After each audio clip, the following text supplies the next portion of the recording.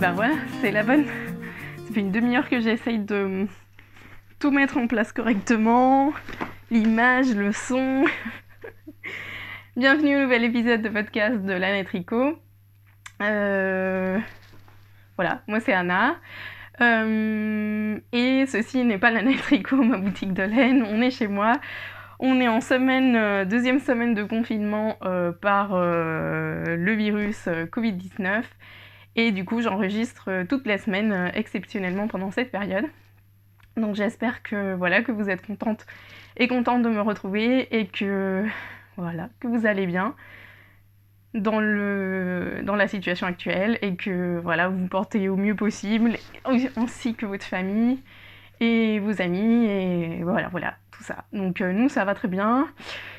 Le moral va mieux, on rentre dans une certaine routine, donc du coup finalement ça permet aussi de penser à autre chose et de se concentrer sur l'essentiel et sur le travail, la famille. Pour le moment tout le monde va bien, donc ça permet aussi de penser à d'autres choses et surtout on regarde pas les informations. On regarde que quand on a envie de savoir et ce qu'on a envie de savoir entre guillemets et ça se passe très bien.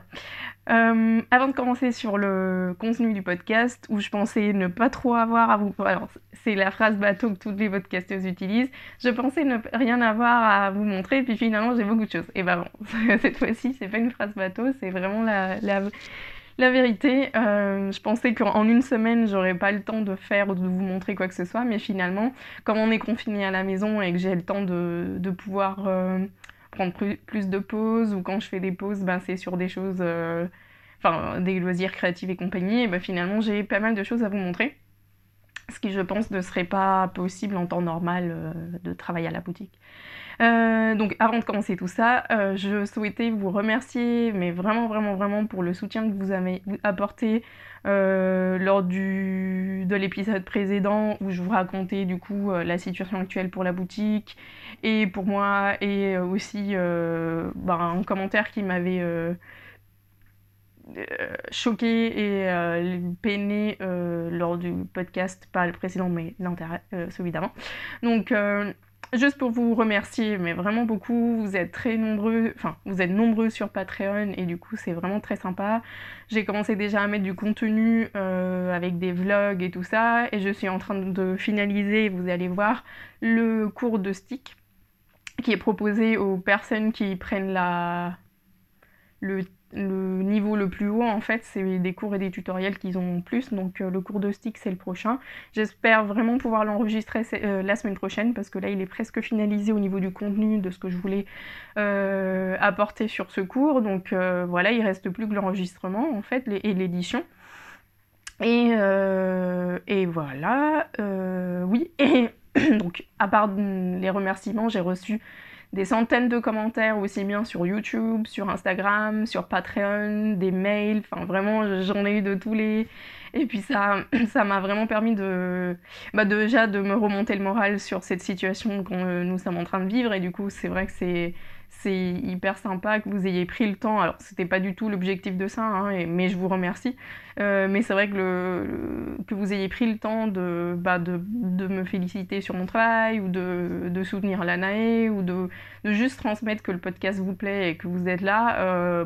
C'est chouette, parce que parfois quand il n'y a pas d'interaction, comme c'est une conversation très unilatérale que j'ai avec moi-même et avec mon téléphone, on se rend pas compte en fait que ça plaît à tellement de personnes, que ça... Si on se rend compte par les statistiques, mais les statistiques c'est très dépersonnalisé, c'est froid en fait, et du coup de voir que vous êtes...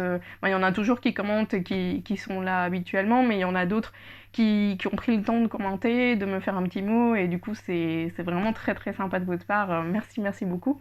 Et l'autre chose que je tenais à vous dire, c'est que si bien le commentaire m'a fait de la peine, m'a chagrinée et m'a choquée, et je voulais en parler. Il m'a chagrinée pendant 10 minutes, rassurez-vous. Maintenant que je suis commerçante, j'ai la peau un peu dure, entre guillemets. Ce genre de méchanceté, si on peut dire, ou de manque de bienveillance ou manque d'empathie, je l'ai assez souvent en boutique, malheureusement, et maintenant j'arrive à y penser 10 minutes, et puis après à lâcher prise, à relativiser, à dire bon bah je passe à autre chose, de toute façon la vie, voilà, il faut que ça continue, je peux pas me concentrer sur le commentaire négatif, la personne qui a une mauvaise journée et qui n'a pas pu s'empêcher d'être désagréable, ou le commentaire qui se veut un peu... vous rassurez-vous, j'en ai pas souffert pendant des jours et j'en ai pas pleuré ou quoi que ce soit, mais ça m'a un peu énervée et du coup je souhaitais vraiment le partager avec vous en mode un peu piqûre de rappel et en mode aussi c'est très chouette ce qu'on fait, mais parfois il y a des trucs négatifs qui viennent pas forcément de nous ou notre travail ou c'est juste des personnes qui, voilà, j'en dirai pas plus parce que j'ai tout dit à l'épisode précédent, mais rassurez-vous, je vais très bien, ça m'a pris 10 minutes de mon temps et je suis passée à autre chose, mais c'était quand même important pour moi de le partager et je pense que certaines d'entre vous ont apprécié la sincérité et voilà, le fait que ce soit dit, ça fait pas de mal à personne, donc voilà. Toujours un petit dos pour ma gorge parce que je sais pas pourquoi, si c'est le printemps ou quoi, je sais pas si ça vous arrive, mais j'ai la gorge, je sèche très très souvent dernièrement, donc je passe ma journée avec j'ai une sorte de bouteille biberon, mais que j'ai pas apporté parce que j'avais peur que ça fasse du bruit pour le micro qui est très proche, et du coup voilà, je bois beaucoup d'eau dernièrement. Bon, c'est pratique, on est à la maison, on a des toilettes à proximité tout le temps. Donc, passons au contenu du podcast qui nous intéresse, n'est-ce pas ? Je porte, comme je vous avais quelque part promis, mon Sailor Moon. Donc, bon, là, je le porte avec un t-shirt de manches longues parce que je suis à la maison, j'ai un peu froid. Bon, imaginez que c'est mon bras. Donc voilà, je le porte avec mon kimono tricoté par Nathalie. Coucou Nathalie si tu regardes. C'est un kimono du premier catalogue Wooladix tricoté en qualité water, c'est du 100% baby alpaga, et du coup mon Sailor Moon c'est le t-shirt, alors je vais essayer de pouvoir me lever, voilà, c'est mon t-shirt, alors j'ai ma jupe qui remonte machin, c'est mon t-shirt Sailor Moon que je vous ai présenté à l'épisode précédent, donc voilà, porter comment il rend. Voilà, c'est quelque chose que j'utilise comme pour faire des couches de vêtements actuellement, puis après au printemps je le porterai plus en t-shirt et après en été je le porterai pas du tout parce que c'est de la laine et que j'aurai trop chaud à Grenoble à 35 degrés. Mais voilà, je pensais que j'allais avoir du mal à la sortir par la couleur turquoise et finalement je pense que c'est joli avec ce kimono et voilà, ça ressort bien. Et que voilà, je me suis habillée pour le podcast parce que j'avoue que ça faisait 2 jours que je m'habillais plus trop.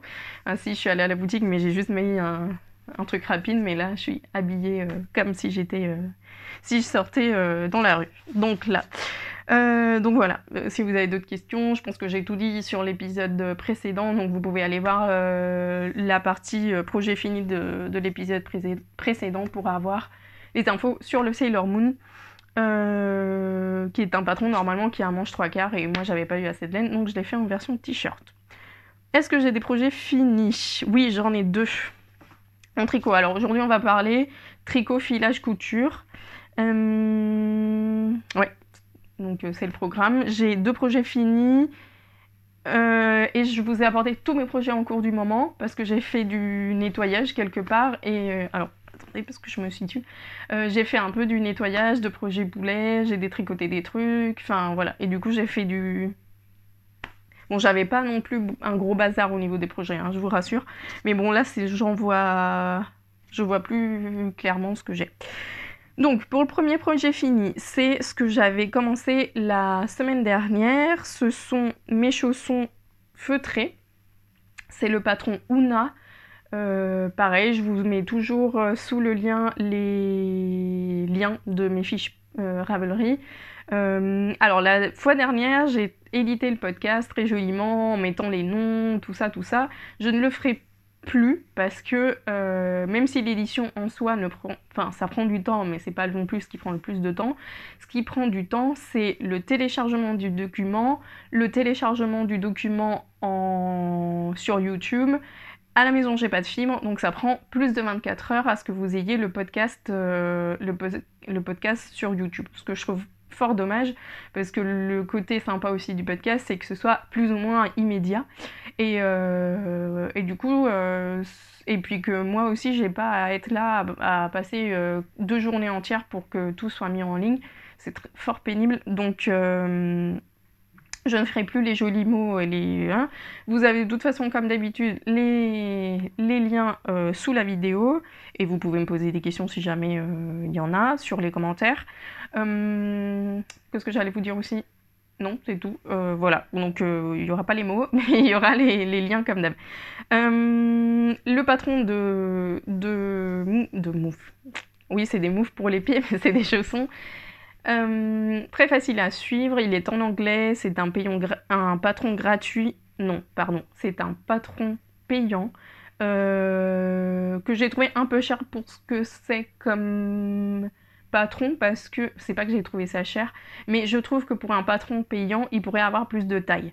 Bon, après, on peut modifier les tailles en faisant plus gros, plus fin, rajoutant des mailles. Bon, si on sait plus ou moins faire, on est capable. Mais il y a une seule taille et c'est celle-ci. Donc après, moi, je pense que j'ai une taille un peu plus petite parce que je tricote plus serré. Pour le petit rappel, j'ai utilisé de la Plotulopi, qui est de la laine islandaise non filée. Enfin, je l'ai là, je crois. Ouais. Donc j'ai utilisé de la Plotulopi. Voilà ce qui me restait de ce que j'avais. Donc c'est un fil qui est tout seul et comme ça, qui est un fil qui casse très rapidement, facilement, parce que c'est un fil qui n'est pas filé. En fait, c'est juste la laine telle qu'elle sort des machines, des cardeuses et tout ça avant l'étape de filage. Moi, j'ai mis 4... vous voyez, si... Mais il casse pas une fois tricoté, parce que si je lui donne juste un peu de twist ou que je le tricote, et ben maintenant, c'est impossible de le casser. C'est le principe du filage, en fait. Donc, j'ai mis 4 brins de cette laine-là ensemble, que j'ai tricoté en aiguille numéro 7. Et j'ai tricoté mes deux... Donc, je crois qu'en 2 heures, vous avez un chausson. Donc, au total, en 4-5 heures, vous avez la paire. Et après, je l'ai feutré. Alors, comment j'ai fait pour feutrer? Alors, j'ai feutré, mais c'est un feutrage léger. Pourquoi? Parce que si j'avais... D'ailleurs, vous voyez qu'elles sont quand même un peu molles malgré le feutrage. Si j'avais feutré davantage, il serait trop petit. Donc, j'ai dû m'arrêter au moment où c'était bon, parce que... Enfin, où c'était à ma taille. Donc ça paraît assez logique. Mais il n'est pas hyper feutré, parce que je pense que vous pouvez être d'accord avec moi qu'on voit encore les mailles. Alors que normalement, un feutrage total, déjà, il serait beaucoup plus rigide, et on verrait pas les mailles. Les mailles seraient vraiment condensées, compactées entre elles. Mais bon, là, c'est pile ma taille. En plus que je les veux pour pouvoir les mettre avec des chaussettes. Donc là, je les ai juste avec les collants. Mais vous voyez, j'ai pas beaucoup de marge, quoi. Donc c'est bien. Elles sont ni serrées, ni non plus trop grandes. Donc comment j'ai fait? Une fois que j'ai fini de tricoter mes chaussons, je les ai mis dans de l'eau très chaude, entre 50 et 60 degrés, dans une bassine. Je les ai mises dans de l'eau chaude directement, avec un peu de... J'ai de la lessive de Lopi, donc j'ai mis un peu de lessive, et je l'ai mis, mais juste 2 gouttes, et je les ai mises dans de l'eau très chaude, et après j'ai mis dans de l'eau, j'ai ouvert mon robinet d'eau froide, et j'ai passé de l'eau froide à l'eau chaude pendant 2-3 fois.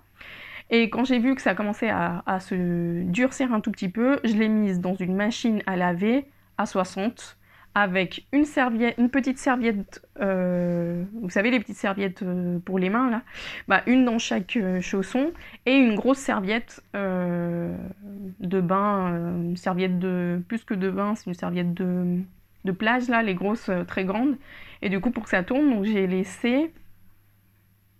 Je crois que sur un programme, c'était un programme d'1 heure, et j'ai dû laisser 30-40 minutes. J'ai arrêté, j'ai vu comme ça,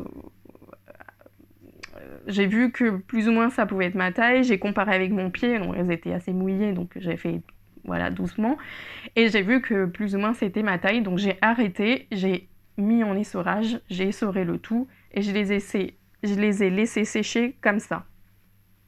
Donc au lieu de les laisser sécher à plat, je les ai laissés sécher comme ça, déjà pour que ça sèche plus vite, parce que comme ça, il n'y a pas une double couche de partout et ça sèche plus vite. Ça a mis quand même 3 jours à sécher, Bon, après, il n'y avait pas le chauffage ni rien. C'était pendant les beaux jours là qu'on a eu la semaine dernière. Et du coup, je les ai laissées sécher comme ça pour que ça prenne aussi un peu la forme. Et du coup, elles sont parfaites. Je les utilise principalement quand je suis soit sur mon ordi que je travaille pas. Et généralement, comme on ne bouge pas, on a les mains et les pieds froids. Soit à ce moment-là, soit quand je suis sur le canapé, pareil, du coup j'ai froid aux pieds, soit quand je file aussi. Quand je file, je les mets parce que le mouvement de la roue provoque de l'air et du coup, enfin, ça bouge, ça fait bouger l'air et du coup c'est de l'air plutôt frais en ce moment et ça me donne froid aux pieds. Donc c'était vraiment pour ça que je les voulais.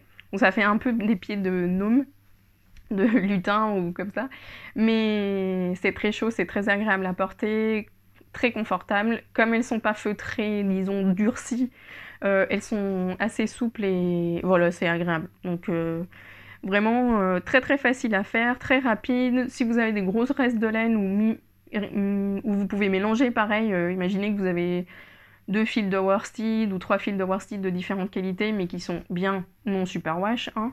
Vous pouvez les mettre ou doubler un fil Lopi.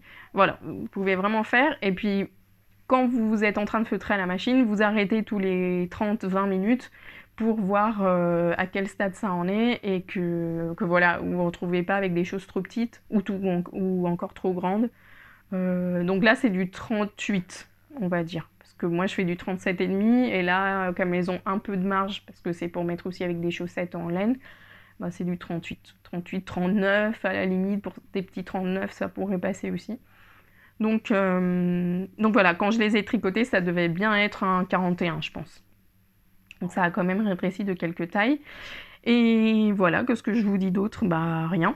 Ils se sont quand même pas mal adoucis. Et moi, vous savez que c'est une laine que j'aime beaucoup, j'en ai pas mal, et j'ai de quoi faire encore des chaussons comme ça pour ceux qui voudraient de la famille, mais je sais pas si esthétiquement parlant, c'est pas très attractif, donc je sais pas s'il y en a qui en veulent. Mais bon, ça est très très rapide à tricoter, et franchement, ça m'a occupé juste 2 après-midi ou 2 soirées. Très très très très facile. Ensuite, deuxième projet fini, c'est un projet que je vous avais rapidement montré là, je sais plus quand j'avais dû le commencer en fait. C'est ma couverture qui s'appelle Hap Blanket, donc c'est une couverture Hap. Le Hap, ce sont des châles ou couvertures traditionnelles des îles Shetland. J'ai oublié de vous apporter le livre que je voulais vous montrer sur les Shetland, bon, c'est pas grave. Sur les Hap justement, mais bon, en gros, si vous tapez Hap, ça s'écrit H-A-P sur Ravelry, vous allez en trouver plein de patrons. Et la spécificité de ces patrons de châles ou de couverture pour bébé de naissance, c'est qu'ils ont un carré central et une bordure en dentelle en bordure.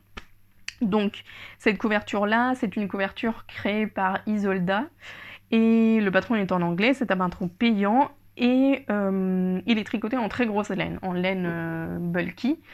Moi je l'ai tricoté en aiguille numéro 8, mais je sais pas si c'est la taille indiquée par le patron, et je l'ai tricoté en aussi Istex, donc c'est la qualité à la fausse que vous savez j'aime beaucoup, et c'est en gros le reste de mon paquet de 10 pelotes que j'avais utilisé pour mon cardigan Félix.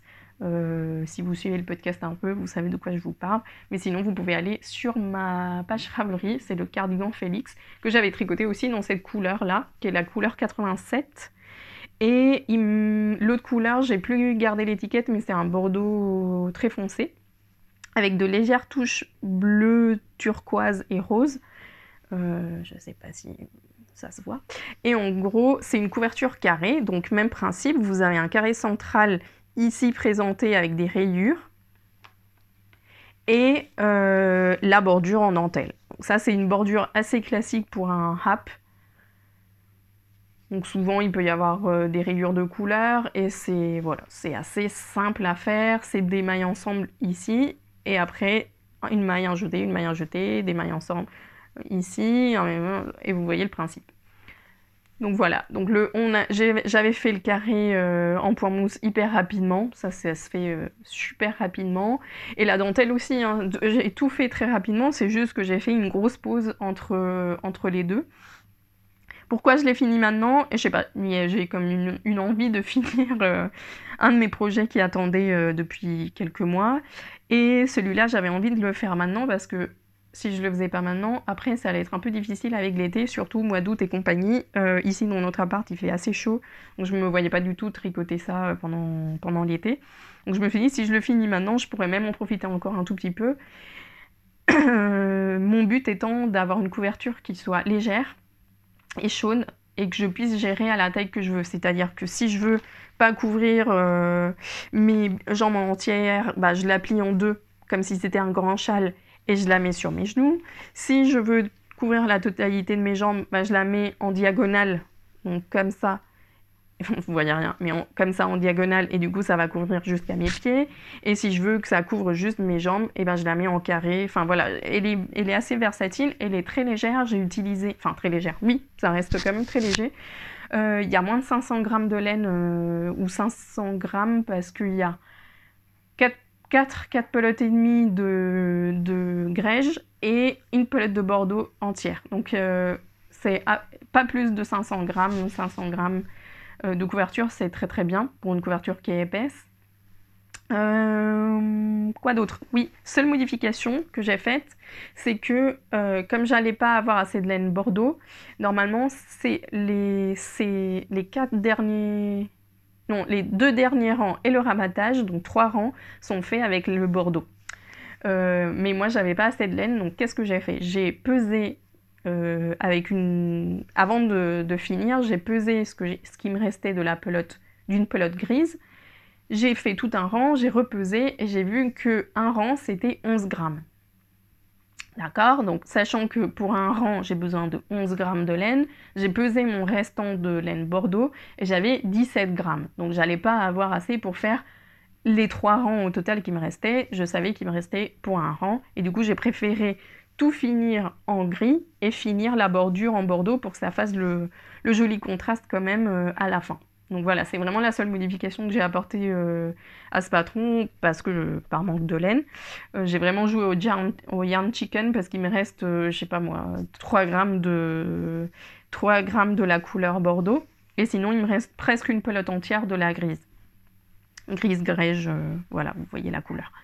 Donc voilà, elle est vraiment très très grande. Elle est carrée et elle fait 1,10 m de chaque côté. Donc pour le blocage, comment je me suis pris, donc voilà, vous la voyez peut-être voilà, en moitié comme ça. Comment je me suis prise pour le blocage et comment je bloque généralement cette laine-là. Je fais une double étape, c'est-à-dire la première étape, je la mets dans une bassine d'eau tiède, enfin pas trop froide non plus. Je la mets dans la bassine d'eau avec du produit, donc cette fois-ci j'ai mis du produit Lopi et je l'ai laissé reposer pendant 1 heure pour que la laine, je trouve que la Lopi est une laine qui a pas beaucoup d'huile de filage, mais elle est quand même très compactée par le filage. Quand vous avez la pelote de Lopi ou à la fosse, elle est pas très poilue, elle est très compactée en fait, on sent vraiment qu'elle sort de filature. Donc moi ce que j'aime bien, c'est lui donner un grand bain pour que les poils se détendent et que les mailles se détendent et qu'elles s'assouplissent pas mal. Une fois que je l'ai laissé bien une demi-heure, 1 heure dans la bassine, je la mets en programme laine. Et je la mets en programme laine Enfin, mon programme laine, il dure quoi, une trentaine de minutes. Comme c'est des grosses pièces, en 30 minutes, elle n'a pas le temps. Moi, je trouve que en tout cas, le programme laine de ma machine est trop court.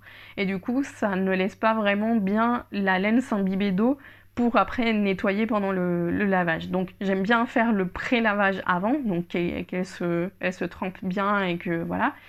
Et du coup après j'ai fait un lavage normal pour justement faire sortir ce poil et tout ça. C'est une couverture qui est depuis longtemps aussi dans mes aiguilles et compagnie, donc ça a un peu traîné de partout et autres.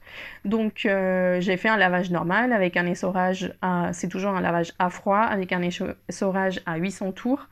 Et voilà. Et du coup, après, une fois que je l'ai sorti de la machine à laver, je l'ai épinglé sur un grand tapis de yoga Décathlon. C'est pas des tapis de yoga, c'est des tapis modulables là, pour protéger le sol des machines et des vélos et des trucs comme ça, de sport. Et du coup, j'en ai une qui faisait pile 1m15. Et du coup, j'ai mis avec mes épingles et mes peignes de blocage, je l'ai mis. Vous l'avez peut-être vu circuler la photo sur les stories, de façon aussi à ce que ça garde un peu la forme de vaguelette. Je sais pas si ça va s'estomper. Mais vous voyez là, cette forme-là de vague, ça a été fait grâce au fait que je l'ai épinglé. Donc je l'ai épinglé en gros à chaque dentelle, j'ai épinglé comme ça, comme ça, comme ça. Et du coup, ça lui a donné la forme. Donc elle va s'assouplir, elle va se... Mais j'ai fait un blocage agressif parce que je voulais qu'elle soit au plus grand possible. Et que, voilà, qu'elle soit légère et que la dentelle ressorte bien. Le bordeaux, comme vous voyez, n'a pas du tout dégorgé. Par contre, le rose, celui-là a dégorgé un tout petit peu, mais je pense que ça aurait pas taché une laine claire si elle avait été à côté d'une laine claire. Et voilà, j'ai fini le projet boulet numéro 1, je suis vraiment très contente. Le résultat me plaît énormément et je pense que c'est une couverture que je vais vraiment beaucoup utiliser. Et c'est ma première couverture dans ma vie de tricoteuse, donc je suis très très contente. Et je pense que c'est un patron que je referai assez facilement. Ensuite, quoi d'autre? Bon, ça c'est mes projets finis. Donc pour les projets en cours, je vais vous montrer d'abord les projets boulets qui me restent. Pour passer... donc j'ai un projet boulet que je ne peux pas vous montrer, puisque c'est un projet secret pour le moment. J'ai le deuxième projet boulet, c'est mon Caston du 25 janvier avec ma mère. C'est le pull qu'on transforme en gilet Coïvoie que j'ai été en train de faire en laine fado et dans cette laine suédoise qui change de couleur. Donc je ne l'ai pas touché depuis Noël, depuis décembre janvier plutôt. Donc voilà. J'ai un gros doute sur ça. Je sais pas si je le continue, si je le continue pas. Le résultat me plaît, mais est-ce que je le porterai facilement? Je suis incapable de me décider pour le moment. Est-ce que je le défais? Je le commence avec une laine filet main qui serait peut-être plus à mon goût. Je sais pas. Bon, pour le moment, c'est en pause. Parce que j'ai pas très envie de tricoter dessus. Enfin, c'est pas que j'ai pas envie, mais c'est cette question-là de est-ce que je vais le mettre ou pas. Bon, je sais pas. À voir. Donc le premier que je peux pas vous montrer, ça c'est le deuxième. Et j'avais un troisième qui était mon gilet... Oh, j'arrête pas de crier, moi. Je suis désolée, je parle très fort. J'avais un troisième projet qui était le Brain Evin du Laine Magazine numéro 5, qui était un grand gilet avec un panneau de dentelle sur le dos et qui était tricoté en pièces. Ce qui m'a fait défaire ce projet, ce n'est pas le fait qu'il soit en pièces à assembler tout ça, d'ailleurs vous allez voir que c'est pas quelque chose qui me dérange forcément, mais c'était le fait que les manches sont prévues très très larges, mais vraiment, enfin pas larges comme ça pour le coup, mais vraiment très larges pour un gilet comme ça, et elle te fait commencer par les manches, et du coup je me retrouvais avec des manches qui étaient trop larges pour mon goût, avec un gilet qui allait être très massif au niveau de la texture aussi, parce que je le tricotais en Gilliatt, mais dans un échantillon que je trouve trop dense pour la Gilliatt, et bref, ça me plaisait pas beaucoup, c'était du 20 mailles je crois. Ça me plaisait pas beaucoup et en plus j'ai choisi une couleur très jolie que j'adore mais trop foncée et j'avais peur que la dentelle finalement soit pas très visible ou soit cachée par le fait que la laine était un peu foncée et compagnie. Et voilà, donc j'ai décidé de détricoter, j'ai détricoté mon gilet et que j'ai mis en écheveau. Avec ce petit appareil là, donc c'est un appareil de fileuse surtout, mais si vous êtes tricoteuse ça peut être intéressant d'en avoir aussi, vous pouvez vous le fabriquer facilement, il y a plein de tutos sur internet. En français ça porte un nom dont je me souviens pas, mais en anglais ça s'appelle un niddy et ça permet de mettre soit une pelote en écheveau, soit les bobines qu'on vient de filer en écheveau, donc ça c'est le cas, c'est pour ça que je l'ai laissé comme ça pour vous le montrer. Donc vous avez des tutos, vous mettez Niddy Noddy sur YouTube et vous voyez comment s'en servir. Et du coup, ça permet de... Donc là, je vais vous montrer comment si on l'enlève, ça se transforme en écheveau. Donc en gros, j'avais tricoté 2 pelotes entières de Gilliatt et du coup, je les ai toutes remises en écheveau. Donc les voici. Donc tout ça, c'est ce que j'ai détricoté. Je les ai mises en écheveau avec le Nodi, je les ai lavées pour les défriser, elles n'étaient pas extrêmement frisées, donc j'ai pas eu besoin de mettre un poids à la fin de l'écheveau pour les détendre, juste en les lavant et en les laissant sécher, ça s'est défrisé. Et du coup j'ai 2 gros écheveaux, 2 moyens et un tout petit. Donc ça c'était les poches, donc là en fait il y a deux écheveaux qui sont attrapés ensemble. Ça devait être le corps que j'avais commencé et ça c'est les 2 manches. Donc vous voyez, l'écheveau est pas du tout frisé, il s'est très très bien lavé. Il a dégorgé un tout petit peu, mais rien de... Enfin, j'ai une amie, Adeline, qui a fini un gilet dans cette couleur, qui disait qu'il avait énormément dégorgé. Moi, je l'ai lavé, ça a taché l'eau, parce que c'est du bordeaux et c'est des couleurs saturées, et c'est normal, mais ça m'a pas taché... Enfin, voilà. Mais je pense que les couleurs comme ça, généralement, dégorgent. Les rouges, les bleus, les noirs, normalement, c'est des couleurs qui dégorgent un peu. Vous pouvez mettre un peu de vinaigre blanc si vous avez. Moi, c'est pas quelque chose qui me gêne particulièrement parce que je lave pas mes gilets ou mes vêtements avec d'autres vêtements. Donc, je sais que je vais pas attacher des habits qui peuvent m'être chers ou quoi. Donc, voilà, j'ai mis tout en échaud. Maintenant, c'est prêt à être tricoté.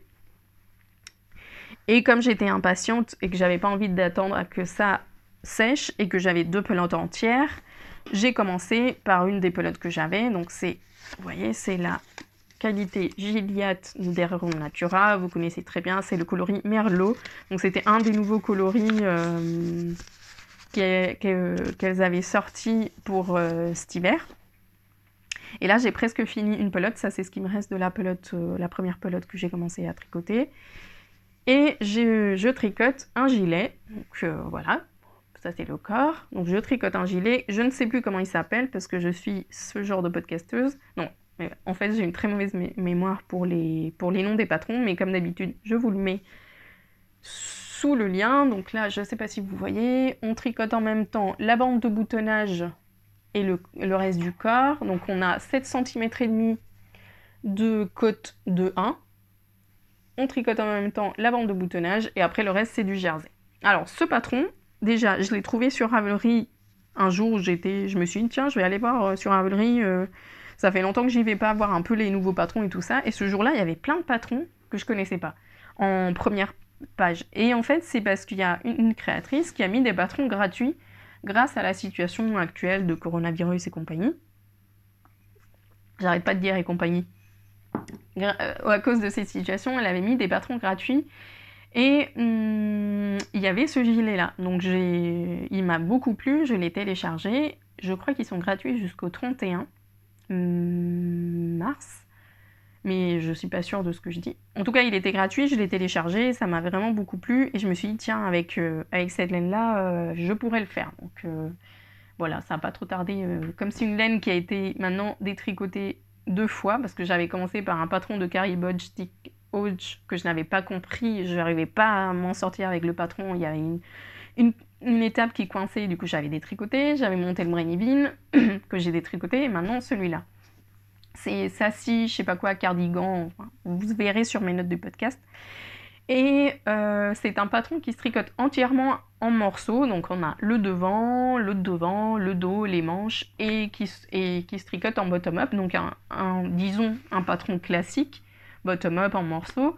Ce que j'ai décidé de faire, c'est de tricoter toutes les parties du bas ensemble, comme vous avez vu, là j'ai tout mis sur les aiguilles, donc là-dedans il y a le premier devant, le dos et le deuxième devant. Donc j'ai tout rassemblé, j'ai enlevé 3 mailles parce que j'aurais dû enlever 4 mailles de couture, mais sinon le dessin de côte ne coïncidait pas, donc j'ai enlevé 3 mailles, j'ai fait mes côtes. Maintenant je suis en train de faire le jersey en truc, et quand ce sera, il faut que je fasse 28 cm il me semble, et quand j'aurai fait les 28-30 cm, et ben je séparerai, je ferai le devant séparé, l'autre devant séparément, le dos séparément, puis après je suivrai le patron tel qu'il est indiqué, puis je ferai les manches à part à plat que je couserai. Ça, ça me dérange pas du tout. Mais bon, je me suis dit, si je peux m'enlever une étape de couture et de...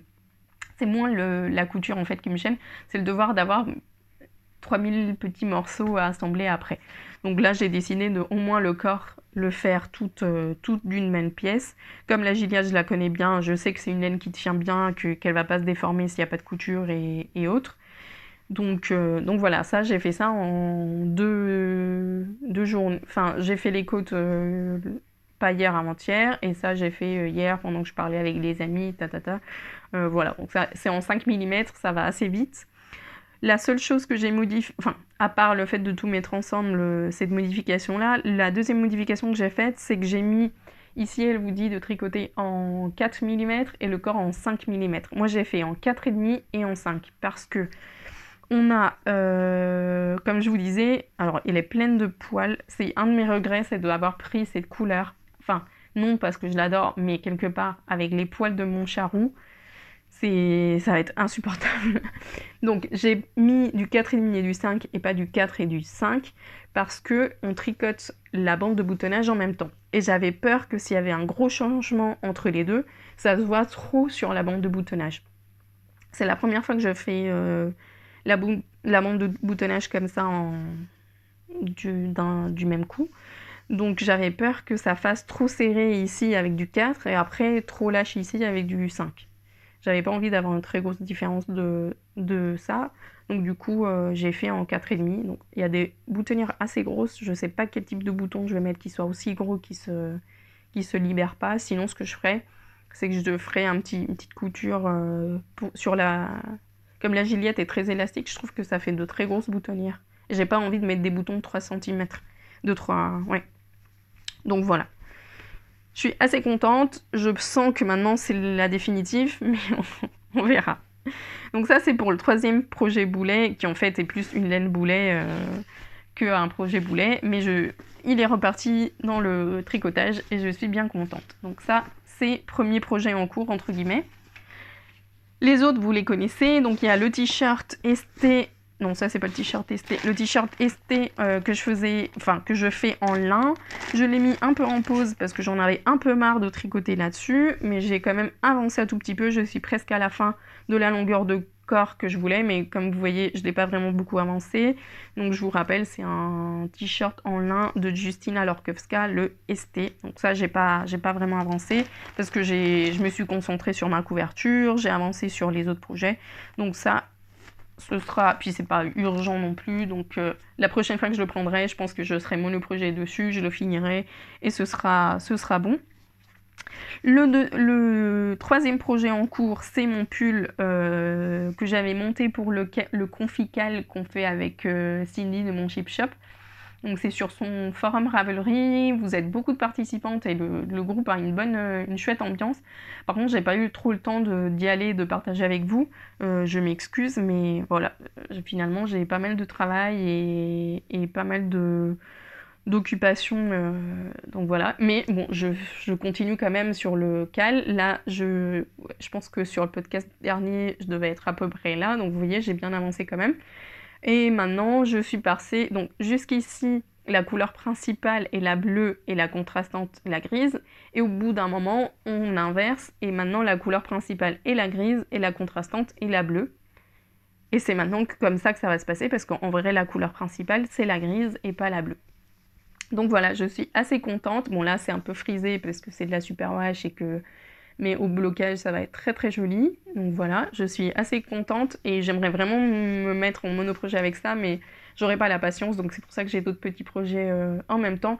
Et aussi parce que maintenant, en temps de confinement, on passe quand même pas mal de temps sur Skype à parler avec des gens et tout ça. Et en jacquard, je suis pas très... J'ai pas très envie de faire ça pendant que je parle avec des amis, avec la famille et tout. Donc du coup, d'où l'intérêt d'avoir des projets un peu plus zéro cerveau comme le gilet ou comme le ST ou comme vous allez voir les chaussettes que j'ai en cours aussi.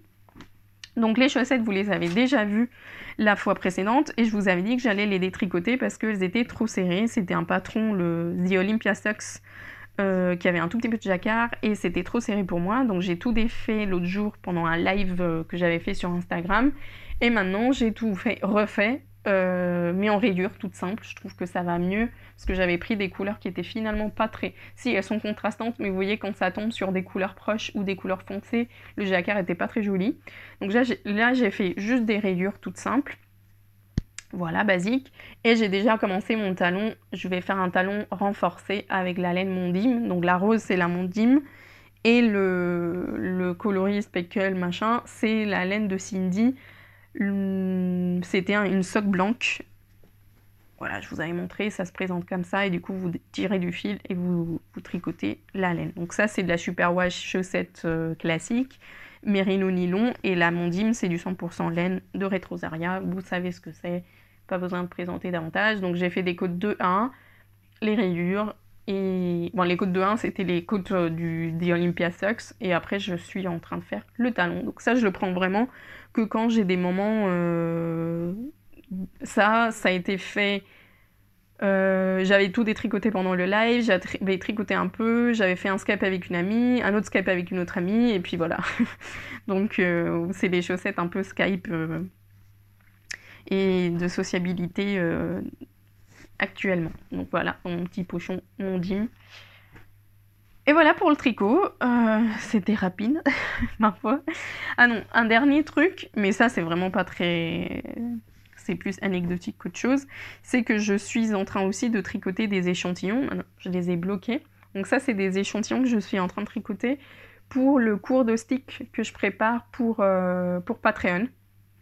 Donc voilà, j'ai envie de donner un peu différentes... Donc je vais parler des 2 techniques principales, donc à la machine et au crochet, à la machine à coudre et au crochet, et sur différentes matières. Donc là, c'est la laine chaussette superwash classique. Là, c'est sur une laine cardée non superwash.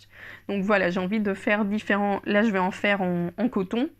Donc je vais faire en différentes matières pour vous montrer, pouvoir vous parler du stick avec les différentes matières que vous pouvez avoir envie de sticker ou de rencontrer lors de mettre en place cette technique-là.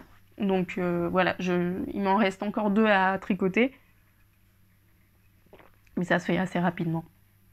Donc pour la semaine prochaine, tout sera prêt pour l'enregistrement du cours. Ensuite, couture au filage. Filage. Du coup, comme vous le voyez ici, j'ai fini de filer ma laine à chaussettes. Je ne sais pas si vous vous souvenez, je vous avais montré de la fibre. Alors, est-ce que je vous ai montré la fibre? Peut-être pas. Mais je vous avais montré les bobines de fil filé, en vous disant que c'était une fibre que j'avais achetée à une de mes teinturières de fibres préférées, Hilltop Cloud, qui est bien au Pays de Galles. J'ai vérifié l'autre jour, je crois qu'elle est bien au Pays de Galles. Et du coup, j'ai fini de filer, j'ai fini de faire le rotor. Et maintenant, elle est prête à aller dans le bain. Donc, je l'ai mise, donc quand ça part de la bobine, donc la bobine, c'est ça. Donc, une fois que vous avez filé, votre bobine est pleine. Donc, enfin, pleine. Alors, désolée pour le bruit, mais... Non, voilà, j'ai cassé mon sachet. En gros, la bobine, elle est complète, comme ça. Et une fois qu'elle est comme ça et que vous avez fait le rotor, vous allez le mettre sur le nidi-nodi. Donc, le nidi-nodi, c'est ça. Et une fois que vous l'avez mis, vous avez fait vos petites attaches pour pas que les chevaux se défassent, vous tirez et vous vous retrouvez avec votre écheveau. Donc là, il s'enroule sur lui-même parce que le fil a un peu de torsion de filage, mais en gros, vous vous retrouvez avec la circonférence qu'après, vous allez mettre... Alors, j'ai pas assez de place parce que les écheveaux sont assez longs, que vous allez mettre en écheveau, et voilà. Et là, vous avez votre écheveau. Alors, mes écheveaux, une fois qu'ils sont filés, retordus, mis en écheveau, j'en ai 2 parce que je vais avoir 2 chaussettes. Celui-là, comme vous le voyez, il est plus frisé que l'autre parce que je pense que j'ai mis un peu plus de torsion sur celui-là quand j'ai fait mon retord. Donc il est plus... si je l'ouvre, en fait, il va être beaucoup plus frisé et plus dur. Voilà, ça fait ça, c'est pas très beau. Mais je vous rassure, ça va se... Voilà, en fait, ça va faire ça. Il y a beaucoup de torsion, donc je vous inquiétez pas, au bain, ça va partir. Donc là, tout de suite, j'avais envie de les mettre au bain ce matin, mais je me suis dit non, si je veux les montrer sur le podcast, il vaut mieux que je les montre comme ça. Et là, ils vont aller directement dans le bain pour se détendre, se relâcher, les fibres, voilà. Et après, je vais les sécher avec un poids pour que ça se détende bien et que ça se défrise un tout petit peu. Et puis après, ce sera prêt à tricoter une fois que ce sera sec. Donc voilà mes écheveaux. C'est des dégradés par chaussette. Donc j'avais séparé la mèche et j'ai un dégradé identique par chaussette. Enfin, identique, non, la teinture à la main, par chaussette. Donc là, vous le voyez, ça va aller du bleu marine très très foncé. Alors, comment c'était déjà? Alors, lequel est plus relâché? Celui-là. Ça va du... Ouais, c'est ça. Ça va du bleu marine au bordeaux, au marron et au bleu. Bleu-gris. Le dégradé, il va être... je vous montre n'importe quoi. Il va être comme ça, en fait. Bleu marine, marron, bordeaux et bleu. Et je vais commencer par le bleu. Donc la pointe va être bleu foncé et je finirai par le bleu ciel tout simplement parce que le bleu marine est moins salissant. Voilà, donc ça va être ma prochaine paire de chaussettes. Je vais les tricoter en jersey toute simple parce que ce que je veux c'est mettre en avant le dégradé de couleurs. Et je vous rappelle que c'était un mélange Cheviot, qui est une race de mouton, superwash, nylon et soie. Donc vraiment très très agréable à filer. On va voir au tricotage. J'ai fait un 3 brins, donc ça devrait être de la laine assez solide à chaussettes. Et je suis très très contente d'avoir abouti à ce projet. Enfin, ce sera vraiment abouti quand j'aurai fini la paire entière de tricoter. Mais je suis vraiment très contente du résultat. Comme vous voyez, mon fil est assez régulier. Donc ça fait un bon fingering à chaussettes. Et j'ai très hâte qu'il soit sec pour le mettre sur mes aiguilles. Donc il faut que je finisse un projet d'ici là. Pas forcément, les chaussettes ça compte pas comme projet. Donc voilà, ça c'est mon premier projet filage. Et mon deuxième projet filage dont je crois que je vous avais parlé, c'est une quantité pull de la même teinturière, donc c'est ça. C'est une race de mouton. Alors encore une fois, désolée je vous avais raconté que je mettais toujours ça dans un sachet plastique. Donc c'est une race de mouton qui s'appelle Southdown. J'ai pas encore eu le temps de regarder les caractéristiques plus près de... Où est-ce qu'il est mon livre de... Ah oui, il est dans le salon. J'ai un livre qui m'avait été offert pour mon anniversaire par Laura, où il y a toutes les races de moutons ou d'animaux à laine. Et du coup, je vais regarder les caractéristiques. Mais en gros, c'est une laine assez... un peu dure. Et c'est une race de mouton qui est même recommandée pour faire des chaussettes. Sans rajouter du nylon ou du superwash, elle est assez solide pour des chaussettes apparemment. Mais bon, moi j'avais 240 grammes parce que c'est des mèches de 120 grammes par mèche. Donc si je l'affine en fingering, j'ai de quoi me faire un petit pull de printemps. Qu'est-ce que j'ai décidé que j'allais faire? Enfin, j'ai décidé que j'allais faire la chose suivante. J'avais 2 mèches qui étaient de la même couleur mais un peu différentes chacune. Vous allez voir la différence. En gros, est-ce que vous allez voir la différence? Si. Voici les 2 mèches, donc maintenant je les ai divisées tout ça, mais ça c'était la mèche numéro 1, ça la numéro 2, et comme vous voyez, celle-ci est plus foncée que celle-ci. Celle-ci a beaucoup plus de parties blanches comme ça, alors que celle-ci a beaucoup plus de parties soit vieux rose, soit marron. Et ce que j'ai fait, c'est que j'ai divisé mes 2 mèches en 2. Donc j'avais 120 grammes comme ça, 120 grammes comme ça, j'ai divisé en 2.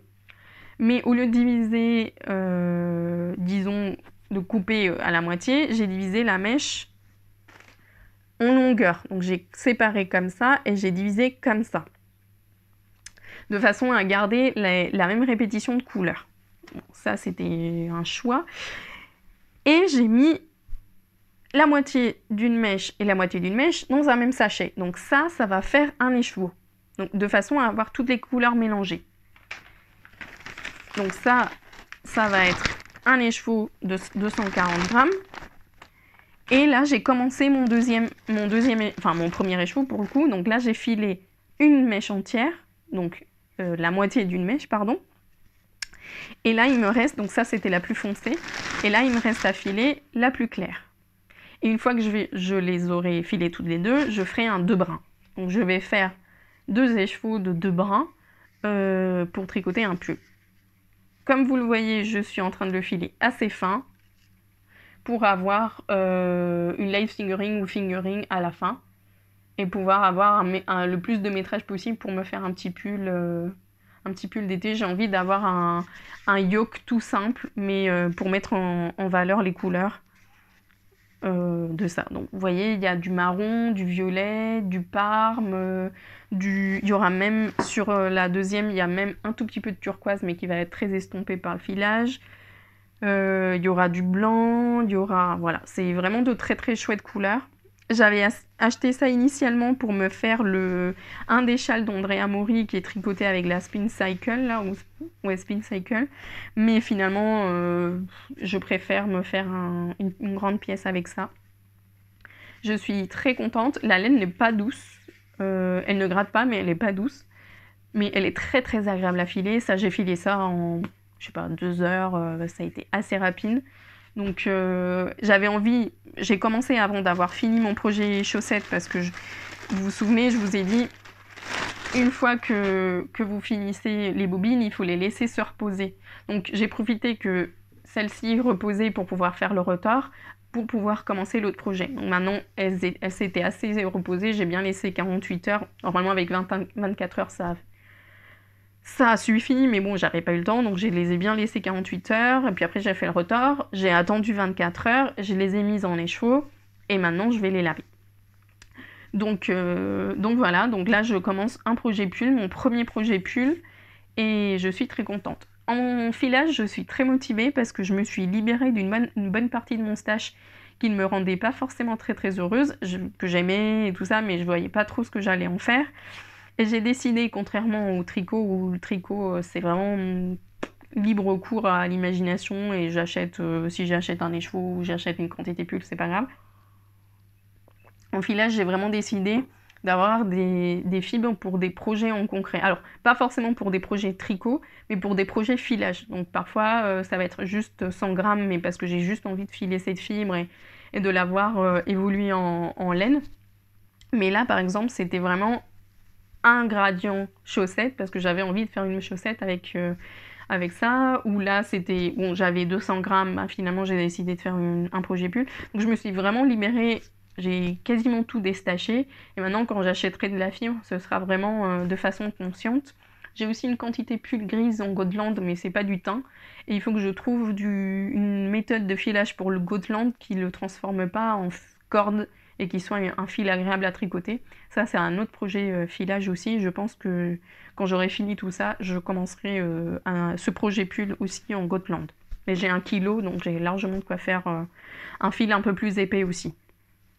Donc voilà, ça c'est le filage. Alors je sais que ça intéresse un tout petit peu moins certaines personnes, vous n'êtes pas obligé de regarder, mais c'est intéressant de connaître un peu plus sur le filage, justement pour vous améliorer au niveau des connaissances que vous avez en tricot. Donc ça peut être intéressant aussi d'entendre de parler de ça.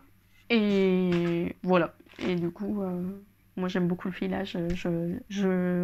La partie très positive du confinement, c'est que du coup je suis un peu plus à la maison et du coup je peux faire des choses, comment dire, j'ai le même temps de repos que d'habitude parce que je continue à travailler 8 heures par jour, mais je peux prendre mon repos, mes moments de repos à différents moments de la journée où je suis peut-être un peu moins fatiguée. Le soir, quand j'arrive à 20h, parce que j'ai eu une journée très longue et que j'ai eu cours jusqu'à 20h, j'ai pas forcément envie de filer. Mais là, par contre, je me prends une pause un peu plus longue après le repas, et ben maintenant, je suis un peu plus active et du coup, j'ai plus envie de faire d'autres choses et par exemple, de filer. Donc, c'est un peu le côté positif du confinement, si on le veut. Puis le filage, c'est vraiment beaucoup plus méditatif pour moi que le tricot. Et c'est répétitif, c'est méditatif, c'est zéro cerveau et c'est vraiment c'est un peu du yoga pour moi. Et alors que le tricot, bah, il faut quand même réfléchir un peu parce que si tu es en train de suivre un patron, parce que ceci, parce que cela, et le filage pas du tout, donc c'est vraiment très méditatif et ça m'apporte vraiment beaucoup d'apaisement. Couture. Alors couture, je vais vous parler de 2 choses. La première chose, c'est que j'ai fait du reprisage sur un jean pour mon compagnon, mais qu'il a déjà mis et que il est au boulot et du coup, parce que lui il se change tous les jours là-bas et il le laisse au boulot. Mais de toute façon c'est la même chose que ce que j'ai fait sur ce jean, donc comme il y a des personnes qui m'ont demandé, je vais vous expliquer ce que je fais. C'est très simple, donc lui il avait un très gros trou parce qu'il s'était pas rendu compte, j'avais déjà fait ça sur l'autre côté de la fesse, donc sur cette partie-là, et sur l'autre partie c'était faible mais je l'avais pas fait. Je lui ai dit bon écoute, quand tu verras que c'est en train de s'ouvrir vraiment, tu me le donnes et on fera. Et en lavant le jean, on s'est rendu compte que le trou était vraiment très gros déjà et qu'il s'était pas rendu compte que ça s'était ouvert. Parfois il suffit d'un mouvement hein, pour que ça s'ouvre. Donc c'était un peu comme ici, enfin le trou était plus grand, mais en gros ça faisait ça. Et tout simplement ce que je fais, c'est que je prends un tissu jean que je découpe dans la forme de la pièce que j'ai à repriser, et du coup je couds du haut vers le bas, du haut vers le bas, du haut vers le bas, du haut vers le bas, du haut vers le bas, pendant toute la pièce, et du coup ça fait ça. Alors ça c'était la première fois que j'avais fait ça, et j'avais fait dans un seul sens, et du coup ça m'avait fait ça. Maintenant je me suis améliorée, je tourne le jean, donc je fais une ligne droite, je tourne le jean, je fais une ligne droite, je tourne le jean, je fais une ligne droite, donc du coup ça fait bien des lignes droites qui sont moins moches. Et maintenant je prends aussi un fil bleu ciel, donc du coup, là j'avais pris du fil blanc, pourquoi je ne sais pas. J'avais pas eu la bonne idée de mettre un fil qui irait bien avec la couleur du jean. De toute façon, ça se voit pas du tout. Parce que c'est sur une partie cachée, cachée, qui se voit pas, à l'intérieur de la cuisse. Mais du coup, maintenant, sur son jean à lui, j'ai fait sur du bleu ciel, parce que c'est un jean qui est clair aussi. Et du coup, ça se voit pas, et c'est très bien, ça tient le coup. Par contre, je vous montre aussi ce jean, parce que ce jean, il est en train de se trouver au niveau des fesses. Et là, pour le coup, ça c'est un jean à moi, pour le coup, ça va se voir. Donc je sais pas quelle méthode j'ai envie de faire là-dessus. Est-ce que je fais la même méthode avec du fil bleu ciel, mais du coup c'est un jean qui va avoir un truc sous les fesses et qu'on va voir. Est-ce que je fais un petit carré dans un autre tissu et je fais un truc apparent? Je sais pas. J'ai pas envie de faire un truc apparent. Mais en même temps, y a pas trop le choix, quoi. Ah si, une chose que j'avais pensé, c'est d'acheter un thermocollant et de mettre le thermocollant, en fait, pour lui donner une deuxième couche et essayer que ça s'effiloche pas plus que ce que c'est maintenant. Je sais pas, si vous avez de bonnes idées, je suis preneuse. Pardon, j'ai bougé le micro. Et donc voilà, ça c'était parce que vous m'aviez demandé ça. Et le deuxième projet et dernier projet que je vais vous montrer, c'est un projet patchwork, mais très basique. C'est des carrés que j'ai assemblés. Ça, je l'avais fait il y a longtemps, les carrés comme ça. C'est des tissus pour la plupart japonais. Donc ce sont des tissus japonais en coton, donc c'est du quilting cotton classique. Et je les avais assemblés, tout ça. Et ce que j'ai fait ce week-end, c'est mettre le côté molletonné derrière. Donc là, vous voyez, j'ai juste suivi les lignes droites pour donner le côté vraiment patchwork classique molletonné. Et en fait, ce rectangle va servir à couvrir une surface où il y avait un miroir. J'avais acheté une glace, un miroir avec une très jolie